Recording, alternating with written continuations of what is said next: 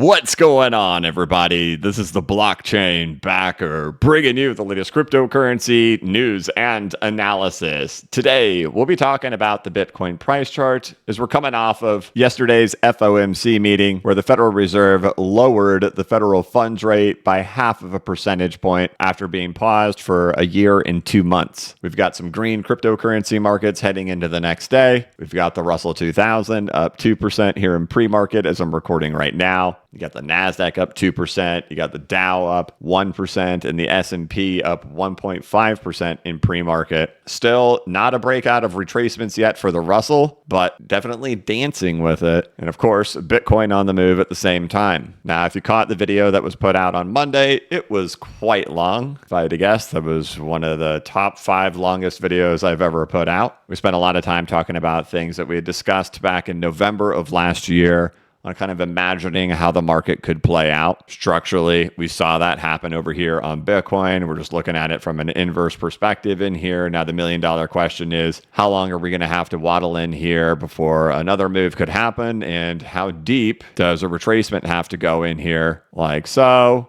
Or is that good enough? And again, flipping that over, giving you something like that, right? It's hard for me personally to be really committal on which one has to happen because even in this one, I knew Bitcoin was in a bear market at that time, but even I expected a higher retracement to come out in here before it would turn over instead of only going back to the 382 retracement, which if you look now for Bitcoin, that's really how high it's gotten or how low it's gotten, as if it's already done that far of a move. Now, there were interesting things about the retracement that happened back in here before this turned over, and that is this was going back to the 200-day moving average, and it was a pinpoint hit, and then boom, down and away it went. You go back and look at the same thing. This is the exact same structure in here, 200-day moving average, slightly short, but that's where it stops, and then boom, off and away it goes. You look over to today's price action, we don't really have anything resembling that at all. As what you would really be looking for is the 200-day moving average being down here on the downside, and you whip it and then bounce right off of it and go, right? But we talked about this in markets in the morning yesterday and during the Fed meeting, is that things that actually were very interesting about that moment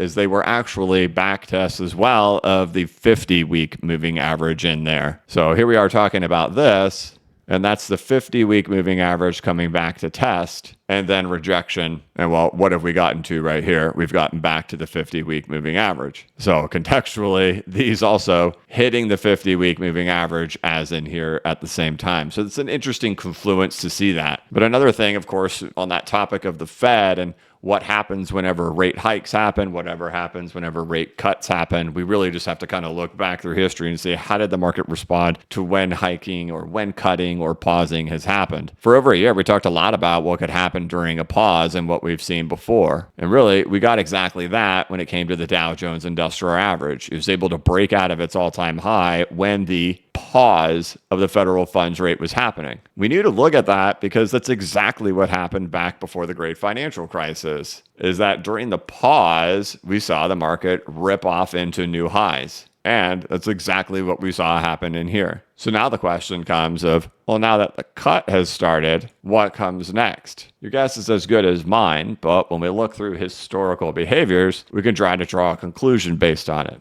And the point of this is not to scare you, for those who have seen what happens next, is that typically this is marking that, hey, a recession isn't too far away. But the last couple of cutting cycles, when cuts happen, the markets can kind of rally for a couple of months. We've talked about that many times. I've written about that in newsletters, that even here in 2019 and 20, we see that happen in here after the cuts, that you still got a couple of months of a rally to go on in here. But the reason why I brought this up in here when we're talking about Fed, and it's the day after the Fed cut, is that we're talking about the confluence of these structures and how they happened in here and getting back to this 50-week moving average. And that this whole price structure in here is essentially the same price structure, just inversed, which is why we're looking at it in that manner. Then debating how high does this thing have to retrace? How far does it have to go? And saying, well, here's technical things that happened last time to insinuate how far it had to go, whether it was here in 2022 where it went back to the 50-week moving average, or if it was back over here in 2018 where it goes back to the 50-week moving average, coming off of the exact same style behavior. Many of you know this. Like we looked at this at the top of 2021 over and over again saying, look, we're doing a bear market structure here from the peak of the market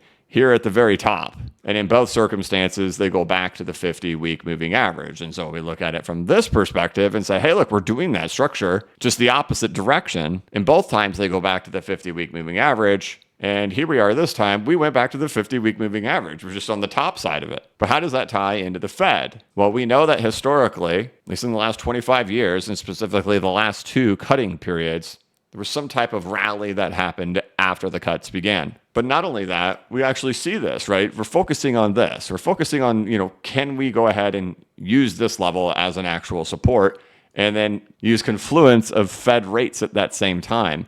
And it was very interesting of what happened there, because here we are talking about the 50-week moving average. We're talking about this structure. We're talking about the 50-week moving average.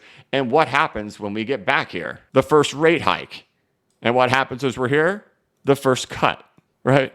Falls back, hike rates crash, falls back, cuts rates crash, but that wouldn't be a crash because this is inverted.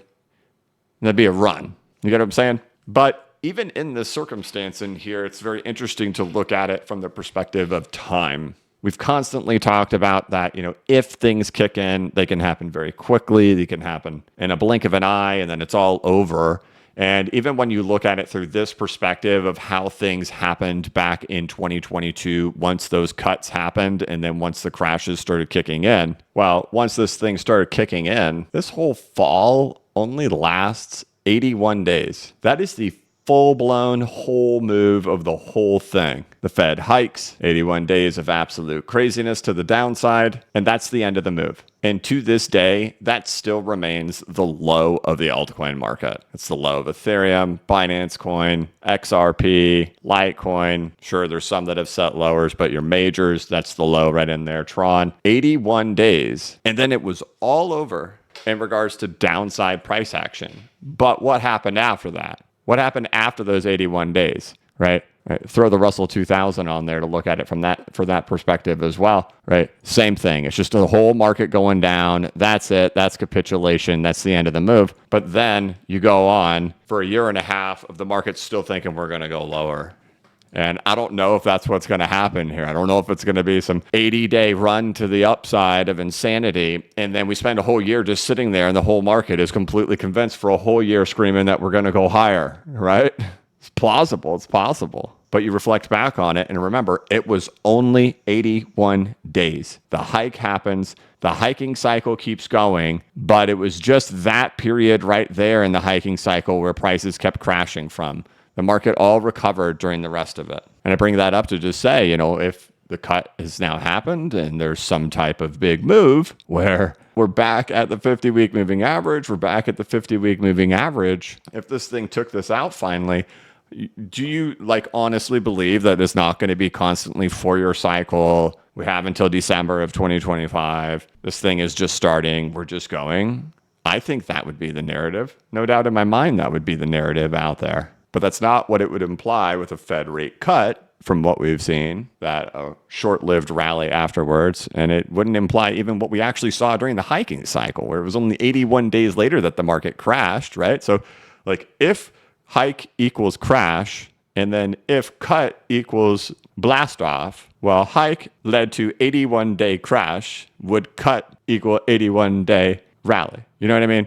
No. Do I think it's going to be 81 days? No, absolutely not. I have no clue how many days it's going to be, but I don't think it implies years or a year and a half or anything like that, right? And I've got this dominance stuff here on the screen. We talk about this all the time, that when this move happened, this is how short-lived the 2021 bull run was. And if you had something like that happen, just even from right here, it would still be this year. And it's all over. You give yourself a little bit of the benefit of the doubt. You say, fine, nothing is going to happen in this market. We're not even going to see anything break out till January of 2025. Still, you've got until March, right? These are hypotheticals. I don't think any of these things matter. I'm picking these particular dates. But what I'm saying is that if this breakdown structure actually happens, which it certainly looks like it wants to, and I'm betting on it that it's going to, I'm placing my bets that way, you fall all the way down here. And if you do it quickly, that's it. That's the end of the market. And I get it. This should be like, hey, Fed hike, bull market, blah, blah, blah, right? And I don't really do that because I try to think in advance before things get too excited and how people are going to be reacting, like what we saw with the altcoin market getting back to the 702 retracement, and that became irrational euphoria, irrational exuberance,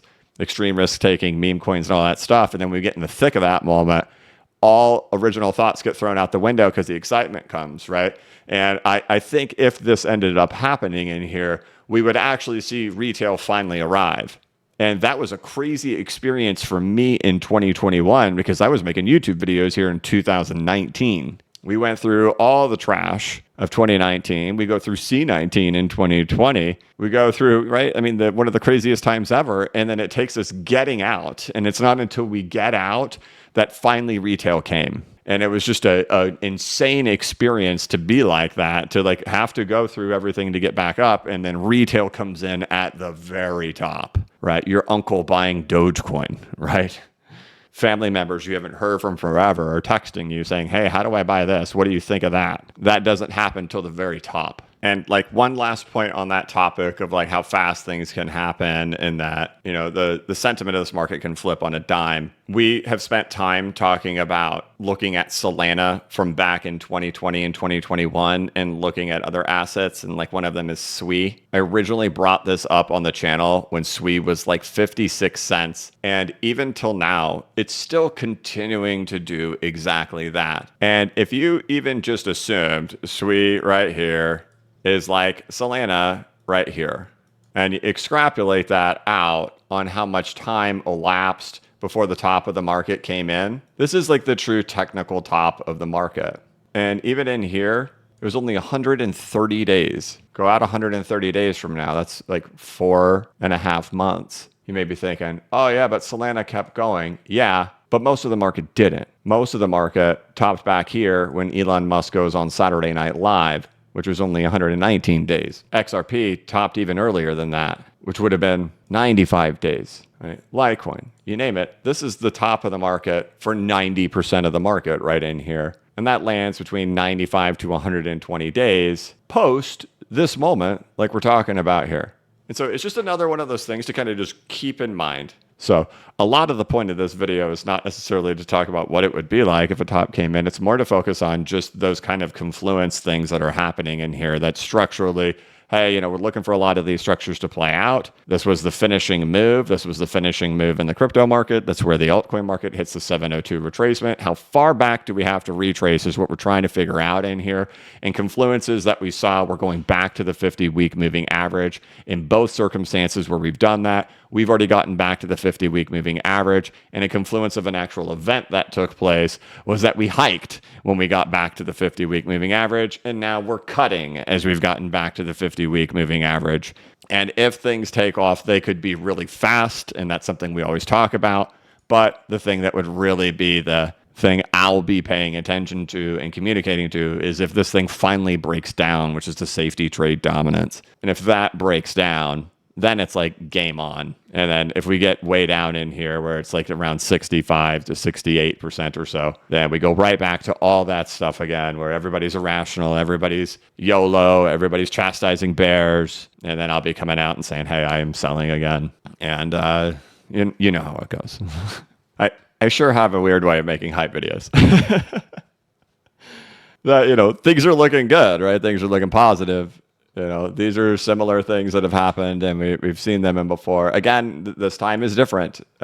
We've seen that so far. We've seen that with this altcoin market, right? Doesn't enter the banana zone at the 702, which is what, of course, is what happened back in 2020 and 21 as you get back there and you head on out. This is a different market. I fully believe it's a different market than what people are used to. I think that's why so many people have been tricked all around this thing when it comes to expecting 12K back in 2022 and 2023, or why it's been 6 months since Bitcoin hit the all-time high and hasn't broken out yet, or why the S&P, NASDAQ, and Dow are all in new all-time highs, but the Russell just can't get into any type of expansion or any type of breadth yet. Unlike 2013, 2017, and 2021, that the game is different this time. I don't think it's entirely impossible to navigate, as I wouldn't have these ideas if they weren't something that we've seen before, and that the market would throw some curveballs in there to what people would think. But if the rate cuts lead to any type of price action to happen in there, it's also interesting to look back and say, hey, well, what happened the opposite way? What happened when the hikes started?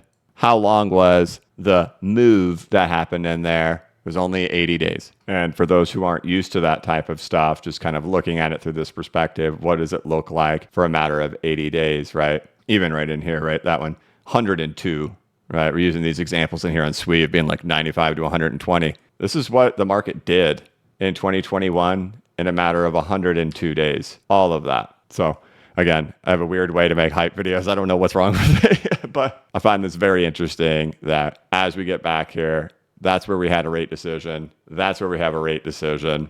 And we'll see how things go. But ultimately, I think this is the thing that tells us the story whenever things are reaching their end. And it doesn't appear that we're anywhere near that yet. But there we go. It is official. Fed funds rate has been cut by 0.5 percentage point. There's been so many videos and news articles saying this is pump time for the market. In the end, that Russell, I still think, is the deciding factor. And if this thing gets out, we're probably in for a world of excitement. Till then, we still just wait. But so far, there's been some green. So we'll see how it goes. But all right, that's going to be it for this one, guys. I hope that you're having a wonderful day. Boy, we had a lot of viewers over there in the live stream yesterday. Someone asked, hey, do you think that many live viewers is a bad sign? In markets in the morning, we did that a lot. Whenever we noticed an extreme amount of viewership, that was typically a marker of a reversal. We saw that with XRP. We saw that with Bitcoin back in March and with the crypto market, that when we were in those final days of reaching that 702 retracement and those final days of Bitcoin, viewership like doubled and tripled during those days. Typically, a Fed meeting is going to have about 3,000, 4,000 viewers in it. We were knocking on 6,000's door yesterday, but I really think that is just because it was a massive pivotal day. It was a big moment. A year and 2 months since the pause started,